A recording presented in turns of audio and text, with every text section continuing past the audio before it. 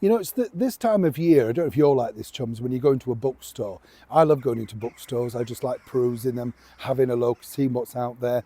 Truthfully, if I'm honest, I mean, we can talk, right? Because we're friends. I buy most of my books, if I'm honest, in charity shops because they're just so expensive, aren't they? And I'm not really keen. I don't know about you. Let me know what you think to this, but I'm not always keen on a hardback because they're heavy to carry around.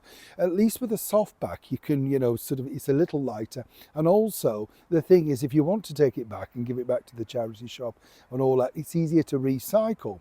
It's interesting though when you look around the bookstores right now, because this is a time of year where all the biographies, the Nicola Sturgeon biography, right? I mean, who'd want that? Can you imagine opening that in your Christmas stocking? Oh, just what I've always wanted. Nicola Sturgeon whinging on the best of days, right? And then, of course, if you're over in America, you might have this. The Kamala Harris, is it 107 or 170 days, whatever? Well, or maybe not. Here's the reason why, as ever. Let me explain.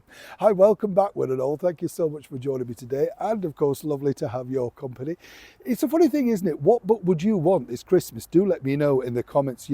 I've got my eye on quite a few books. I quite like, as you know, you can imagine I like sort of biographies and things like that, history books and stuff.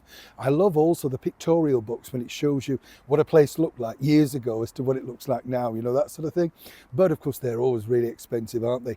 One person who was very expensive to sign was, of course, the former Vice President of the United States, Kamala Harris.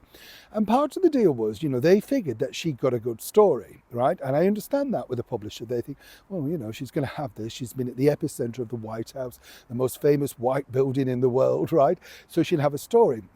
She might have done, but it didn't translate. You see, every time that she was interviewed on TV, and particularly, of course, when the President of the United States, President Trump, very successfully sued the TV channel. I think it was CBS, wasn't it, or ABC, one of them that doctored the interview with her. Amazing. I find it amazing, can we just say this, chums, that those people that were part of that deal that cost that company millions still remain in jobs. It's a bit like the BBC. Rubbish, right? But here's the thing. Kamala came over to London recently and did an interview with the BBC with Laura Koonsberg. And this was supposed to shore up the sales, right? Everybody, oh, right, we must rush out and get the book. Nobody's bothered, right? So nobody's interested. Now, what was interesting is the sales are dire. The advance was quite good, but not anywhere in the league even of somebody like the former British Prime Minister Boris Johnson. He got a very hefty pay deal, as did, of course, the former British Prime Minister David Cameron.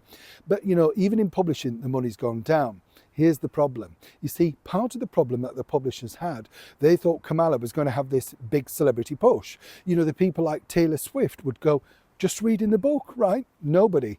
Beyonce, nobody has backed the book on a celebrity level. Leaving Kamala, some might say, reaching for the glass. I mean, it's just not worked at all. Now, she had hoped to come over here and do a successful sort of book tour, meet and greet, sign the things, theatre stuff, questions from the audience. Not really much of an appetite for that.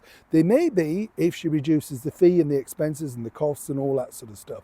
But worse than that, apparently, the BBC were interested in doing some kind of documentary based on the book, but apparently, according to a source, and again I have to say allegedly, they lost interest when apparently the deal would be quite significant and they just weren't willing to pay that significance. You get the picture again.